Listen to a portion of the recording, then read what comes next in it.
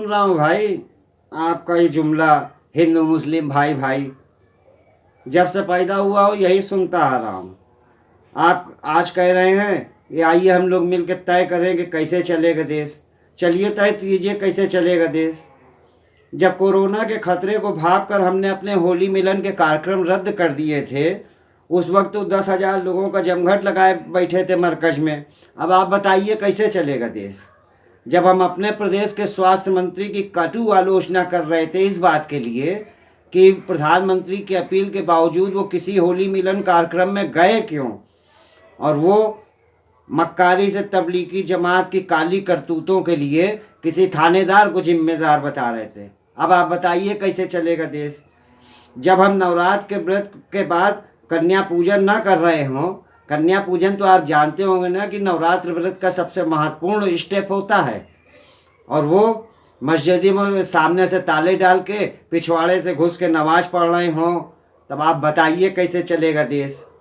जब हम कोरोना सेनानियों पर फूल बरसा रहे हों और वो उनको बीमार जान के डॉक्टर जो खुद लेने गया उनके घर तक उस पर पत्थरों से हमला कर रहे हों, तो आप समझा दीजिए कि कैसे चलेगा देश। आपने खुद देखा है ना, तबलीगी जमात में जलसे में शामिल लोगों के बार बार लोग सामने आने की अपील के बावजूद वो छुपे रहे। मोहल्ले में गई स्वास्थ्य कर्मियों की टीम जिसमें महिलाएं भी शामिल पर पत्थर मार रहे थे। अस्पताल में नर्सों के सामने नंगे हो रहे थे। तो अब आप बताइए कि ऐसे लोगों के साथ कैसे चलेगा ये देश।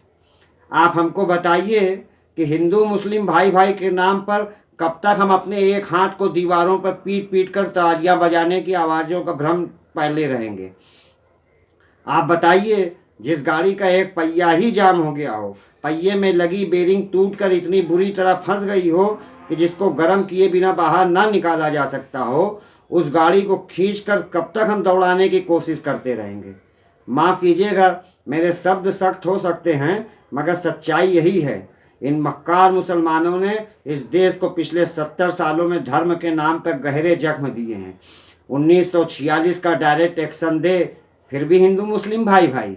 1993 में मुंबई के सीरियल बम ब्लास्ट, फिर भी हिंदू मुस्लिम भाई भाई। कश्मीर में जनवरी की कड़ाके की ठंड में मस्जिदों से रात के 2 बजे हिंदुओं को घाटी छोड़ने का फरमान, और पूरे भारत में एक भी मुसलमान एक भी शब्द नहीं बोलता, फिर भी हिंदू मुसलमान भाई भाई। घाटी छोड़कर भागते हिंदुओं की माँ बहनों से सामूहिक बलात्कार और कश्मीरी हिंदुओं की निर्मम हत्याएं। कश्मीर के मुसलमान जश्न मना रहे थे और पूरे देश का मुसलमान चुप था। ये सब तो आपने देखा ही होगा ना, फिर भी हिंदू मुस्लिम भाई भाई। बर्मा से आई फर्जी फोटो के आधार पे शहीद स्थलों का अपमान, फिर भी हिंदू मुस्लिम भाई भाई।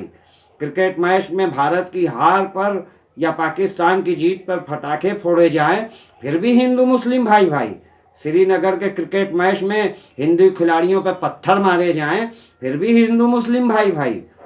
सरकार के बनाए कानून के विरोध के बहाने मुस्लिम विश्वविद्यालय में हिंदू तो तेरी कब्र खुदेगी एएमयू की धरती पे नारे लगते रहे, मगर भारत के किसी एक कोने से एक मुसलमान ने भी यूनिवर्सिटी के लोगों से नहीं पूछा कि भाई सरकार के खिलाफ प्रदर्शन में ये धार्मिक नारे क्यों लगा रहे हो।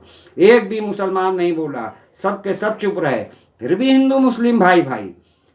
लंबी लिस्ट है बंधुवर भारत माता के सीने पर इनते दिए गए घावों की। अब जरा आप बताइए, क्या है इन 14% लोगों का भारत के विकास में कोई नाम? कोई 10 नाम बता दीजिए जिसका किसी भी क्षेत्र में उल्लेखनीय काम किया हो। अब कलाम साहब का नाम मत ले लीजिएगा। कलाम साहब के रोजाना गीता पाठ किए जाने की वजह से भारत का मुसलमान उनको मुसलमान नहीं मानता है। देश में इनके योगदानों को देखना हो तो मैं बता रहा हूँ कि भारत की किसी भी जेल पर सुबह 10 बजे के वक्त चले जाइए, जब बंदियों से मिलाई का समय होता है। मिलने वालों की भीड़ बता देगी कि इन 18% लोगों का देश के विकास में क्या योगदान रहा है। बंद कीजिए ये हिंदू मुस्लिम भाई भाई का फर्जी नारा।